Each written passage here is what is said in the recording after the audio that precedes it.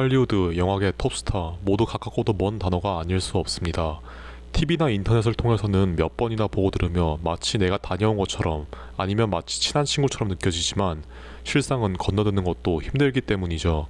그만큼 헐리우드, 아니 더 넓게 영화판에는 우리가 모르는 이면이 많다고 생각합니다. 당장 우리나라만 해도 영화, 드라마 스타들의 화려함 뒤에 마약, 성상납, 갑질 등 추악함을 어렵지 않게 찾아볼 수 있습니다. 그리고 과거로 돌아가 1920년대 할리우드가 있습니다. 지금은 과거의 유산이라고 말할 수밖에 없는 무성영화의 전성기 시절, 미국 영화의 전 지구적 확산으로 어느 때보다 치열했던 영화사 간 경쟁이 있던 시절이기도 합니다. 영화계에 종사하는 노동자나 무명 배우에 대한 대우가 지금은 선녀처럼 보이던 무인권의 시대이기도 하죠. 하지만 그런 시대의 낭만과 향수가 느껴지는 건 그런 격동의 시대 속 느껴지는 묘한 생동감, 그리고 어느 때보다 수없이 많은 실험과 변화를 통해 문화의 발전을 이룩한 시대이기 때문일 것입니다.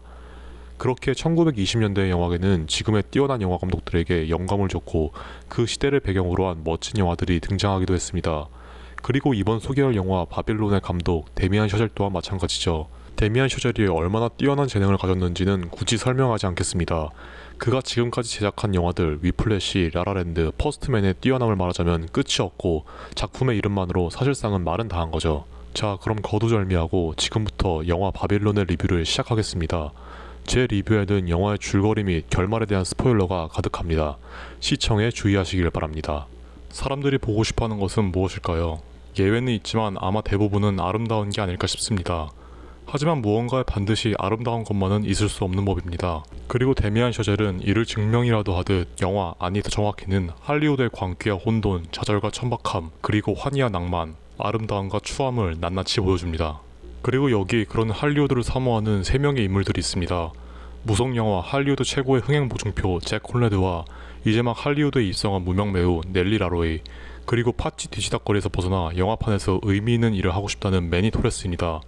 이 셋은 모두 1920년대 할리우드의 화려함과 추잡함을 동경하는 열렬한 지지자들이죠. 잭 콜레드는 실제 영화사 MGM의 대표 배우이자 음주 문제 그리고 여러 여배우들과 연문설에 휘말렸던 존 길버트를, 그리고 넬리 라로이는 눈물 연기의 달인이자 당시 섹시스타로 이름을 날렸던 클라라 보로를 연상시킵니다. 모두 당대를 휘어잡았고 또 그만큼 수많은 가십거리를 만들었던 스타들이죠. 그리고 이들이 왜 그렇게 할리우드에 매료되어 있는지 영화는 선전포고라도 하듯 바로 엄청난 규모와 에너지를 내뿜는 오프닝 장면으로 보여줍니다. 코끼리가 용변을 그대로 배출하는 장면을 시작으로 성관계를 넘어 더욱 비밀스럽고 추잡한 일들이 이뤄지는 파티 장면들을 보고 있으면 마치 그리스 신화 속이나 소돔과 고모라를 보는 것 같이 느껴집니다. 이 오프닝에서 저는 데미안 셔젤의 당시 시대상과 영화판에 대한 식견을 자신이 조사한 대로 그리고 느끼는 그대로 드러내려는 결연한 의지를 느낄 수 있었습니다. 마약과 불수나 온갖 것들이 판치는 초반 축제는 추악하고 더럽기 그지없었고 적어도 이 영화는 그런 것들을 숨길 생각이 없는 것이죠. 그리고 그런 난장판이기에 오히려 강렬하게 태동하는 어떠한 생동감과 에너지가 느껴지는 아이러니함이 공존하다고 말하기도 합니다. 그런 양면성이 공존하기에 더욱 사람들이 원하고 이끌리는 할리우드는 그런 곳이라 말하는 것이죠. 관계가 있는 듯 없는 듯 미묘한 이 3명의 인물들의 인생에서 일어나는 사건을 영화사와 병행하며 작품은 해학적으로 풍자하기도 또 고민할 만한 주제를 던져주며 진행합니다. 영화의 분위기는 광기에 가까울 정도로 극단적이게 치닫다가 한없이 차분하며 낭만적으로 바뀌기도 하며 당시의 할리우드 산업을 낱낱이 보여줍니다. 예를 들자면 할리우드 촬영 장면이 바로 그 부분일 수 있습니다. 지금과는 비교도 안되게 열악한 아날로그적 방식의 촬영 방식이 이루어지는 현장은 한마디로 전쟁터에 가깝게 표현됩니다. 상업영화가 전세계적으로 퍼지며 미국 영화가 기계적으로 제작될 당시 세트장은 치열하다 못해 정신이 멍해질 정도로 난잡하게 작업이 이뤄집니다. 한쪽에서는 엑스트라들이 밀린 임금과 노동 환경 개선을 부르며 파업이 한창이고 한쪽에서는 서부극이며 아시아 액션 영화며 코미디 소규모 영화를 닭장 같은 환경에서 찍고 있습니다. 하지만 이 시대가 1920년대라는 것을 고려하면 이 모든 게 충분히 그럴듯하게 느껴지죠. 촬영장을 돌려쓰고 마치 제품 찍듯이 영화를 만들어내던 당시 할리우드에서는 세트장을 서로 공유하는 일은 그리 놀랄 것도 아니었기 때문입니다. 잭 콜레드쯤 되는 영화배우나 샌드위치나 고급술을 마시며 그나마 나은 환경에서 영화를 찍을 수 있지만 엑스트라는 안전장비도 없이 진짜 창을 맞고 죽는 상황이 펼쳐지기도 하고 세트장에는 특수효과를 위해 성면을 뿌리고 땅콩에 약을 숨겨 파는 진풍경이 일어나고 있는 거죠. 하지만 감독들은 이런 환경 속에서도 석양을 찍기 위해서는 사람마저 죽일 기세고 넬리가 눈물을 흘리는 장면을 이런 열악한 환경 속에서도 몇 번이나 다른 방법으로 찍을 만큼 열정을 불태웁니다.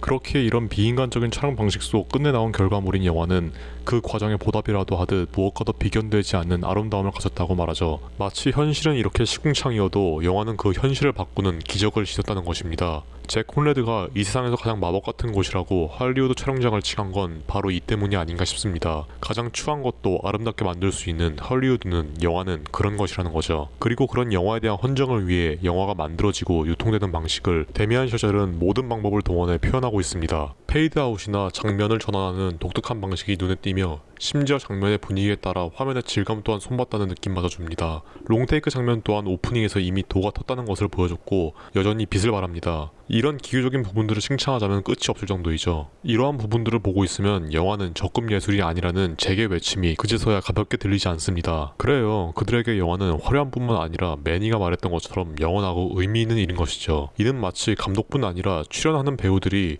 봐봐, 이게 우리가 하는 일이고 얼마나 아름다우라며 일종의 자조적 고백을 하고 있는 것처럼 느껴질 정도입니다. 자, 그리고 이제 이어지는 것은 무성영화의 시대를 지나 전성기를 맞이하기 시작한 유성영화의 새동기입니다. 일명 토키영화의 시대가 대두한 것이죠. 배우들부터 제작자들까지 완벽하게 시대의 변화를 따라가야 하는 순간이 온 것입니다. 촬영 스튜디오가 이미 우리가 아는 현대 스튜디오와 비슷한 형태를 갖추기 시작한 것도 바로 이때인 듯 방음벽, 촬영기구 등 이미 익숙한 모습을 하고 있죠. 유성영화의 시대로 넘어갔다고는 하지만 이때 넬리는 이미 재능을 인정받고 관능미와 순수함을 고루 갖춘 차세대 스타로 거듭나 있던 때고, 매니 또한 유능함을 인정받아 영화파에서 꽤나 중층을 맡았으며 잭은 유명 배우를 몇 번이나 아내로 둘 만큼 여전히 잘 나갔죠.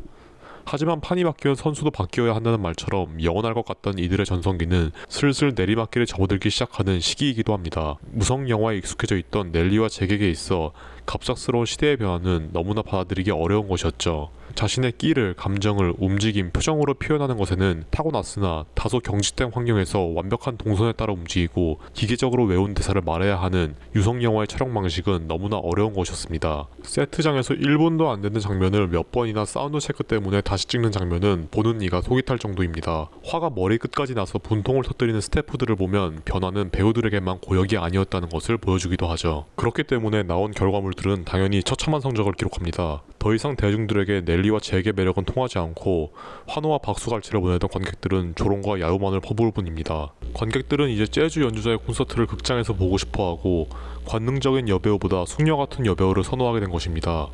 잭과 넬리는 이제 유행에 뒤처진 인물들이 된 것이죠. 이러한 변화 속에서 매니는 사랑하는 넬리를 위해 어떻게든 다시 그녀를 스타로 만들기 위해 노력합니다. 이 과정에서 MGM에서 함께 파트너로서 일하던 잭과 매니의 이별을 그리는 방식도 마음에 들었습니다. 오랜 세월에도 불구하고 전화 한 통화로 잭은 매니에게 앞날의 축복을 짧게 빌어주고 관계를 청산합니다. 영화판에서 비즈니스 파트너는 감정적으로 그 어떠한 관계도 아니라는 것을 보여주는 담백한 방식입니다. 유능한 인력이라도 사정이 맞지 않아 이직할 때는 아무리 오랜 세월을 함께해도 울고불고 하는 등 극적인 일은 거의 없으니까요. 원래 그런 게 당연한 거죠. 그리고 이런 변화의 흐름 속에서 역시 시대는 문제를 안고 있다는 모습을 보여준 것도 좋았습니다. 이는 거진 매니를 통해 표현되는데, 재즈싱어 연주자 시드니에게 흥행을 이유로 얼굴에 숯을 바르게 만들거나 넬리가 연문설에 휩싸이자 키노스코프에 오랜 세월을 함께한 레이디 페이를 해고시키는 모습에서 매니 또한 과거의 꿈 많던 모습과는 달라졌다는 것을 알 수 있죠. 하지만 여기서 영화는 아무리 억지를 부린다고 해도 시대에 뒤처진 이들을 억지로 붙들어 맬 수는 없다고 말합니다. 넬리는 매니의 노력에도 불구하고 가식적인 요조 숙녀는 될 수 없었고, 잭은 자신의 인기가 이제 예전만큼이 아님을, 누구도 나오지 않으려 하는 속된 말로 쓰레기 영화에만 출연할 수 있는 배우가 됐음을 받아들이죠. 그렇게 그들의 최후는 초반의 화려함에 비해 어쩌면 초라하고 어쩌면 담담하기 그지없습니다. 잭은 자신은 최고의 행운아였다는 간단한 대화 뒤 호텔방에서 권총으로 자신의 머리를 쏴버립니다. 넬리는 마피아 존 맥케이에게 거액의 빚을 졌고 더 이상 재기에 어려운 상황이었기는 하지만 매니와 멕시코로 도망갈 수 있는 기회가 있었습니다. 하지만 넬리 또한 그저 이 모든 것을 내려두고 그녀가 말했던 것처럼 어둠 속으로 춤추며 사라지는 것을 택합니다. 결국에는 넬리 또한 작은 신문의 한켠에서 변사체로 발견됐다는 기사로 쓸쓸한 최후를 맞이했다는 것을 알 수 있죠. 이후 매니는 멕시코로 건너가 가정을 이루고 영화관에서 자신의 과거를 회상하며 끝이 납니다. 그렇다면 여기서 한 가지, 영화의 가장 중요한 세 인물 중 살아남은 것은 어째서 매니일 것이냐는 의문이 들 거라 생각됩니다. 데미안 셔젤은 아마 매니를 통해, 그리고 이번 영화를 통해 과거 지나간 영화계의 스타들에게 아직 당신을 기억하는 이가 있다고 말하고 싶었을 겁니다. 그렇기 때문에 매니는 스타인 넬리를 쫓으며 일방적인 사랑과 헌신을 다했고, 이 사랑과 헌신은 곧 데미안 셔젤의 고전 영화에 대한 것일 겁니다. 매니는 끝까지 남아 두 사람을 기억할 역할이 아직 남아 있었던 거죠. 그렇기 때문에 여기까지가 끝이고 자신의 끝을 받아들일 수 있다 했던 한때의 스타였던 잭과 넬리를 매니는 관객석에서 추억합니다. 마지막 영화관에서 나오는 영화는 그 유명한 사랑은 비를 타고로 바빌론과 마찬가지로 무성 영화에서 유성 영화로 변하는 시대에 탄생하는 스타를 다룬 작품입니다. 그렇게 관객들 모두가 사랑은 비를 타고를 보며 즐거워할 때 매니는 넬리를 떠올리며 오열하고 맙니다. 가십기자 엘리노어는 또한 잭을 보고 관객들이 왜 잭을 조롱하는지 그 이유에 대해 말합니다. 그리고 그 대답은 이유가 없었다는 것이죠. 그저 당신의 잘못은 아무것도 없고 그저 당신의 시대가 끝이 나버린 것이라 말합니다. 하지만 잭은 영화 속에서 먼 훗날 잭이 죽고 나서도 누군가 영화를 틀 때 다시 살아날 것이라 덧붙이죠. 넬리와 잭은 사라졌지만 매니는 영화를 보며 그들을 떠올리고 그들은 기억 속에서 다시 살아납니다. 영화를 통해서 말이죠. 마지막 휘몰아치는 장면의 파노라마는 그러한 의미에서 본 영화를 시작하며 데미안 셔젤이 떠올렸던 이미 사라져간 그리고 현존하는 영화들을 위한 헌정일 것입니다. 여러모로 대단한 영화입니다. 이 정도로 복잡한 플롯을 가진 이야기를 적절하게 배분해 균형을 맞추는 데 성공하다니 과연이라는 말이 나올만 합니다. 아마 바빌론에 거부감을 표할 수 있는 분들이 있을 텐데 다소 난해한 엔딩과 수위 문제가 아닐까 싶습니다. 배우들의 연기에 대해서도 흠잡을 곳이 없습니다. 매니 토레스 역할을 맡은 디에고 칼바나 브래드 피트도 모두 훌륭한 연기를 보여줬지만 그 중에서 마고 로비는 특히 발군이라고 할 만합니다. 할리퀸을 시작으로 이같이 자유롭고 도발적인 매력이 있는 캐릭터를 연기한 데에는 더 이상 적수가 없다는 생각이 들 정도입니다. 이런 장점들을 총합하면 다소 높은 진입장벽에도 불구하고 완성도와 재미는 전작들 못지 않다는 생각이 듭니다. 한 가지 더, 영화의 명장면이 대부분 고전 영화의 것에 빛을 지고 있다는 것인데 굳이 재탕이라 말할 수도 있지만 사소한 것이라고 생각합니다. 현재 바빌론의 흥행 성적은 제작비도 못 건질 정도라고 하는데 이 정도로 평가절하 당할 영화는 아니라고 생각합니다. 만약 보실 의향이 있다면 당장 영화관으로 뛰어가도 상관없습니다. 그만한 가치가 있는 영화니까요. 데미안 셔젤의 신작 바빌론의 리뷰는 여기까지입니다. 저는 다음에 더 재밌는 리뷰로 찾아뵙도록 하겠습니다. 감사합니다.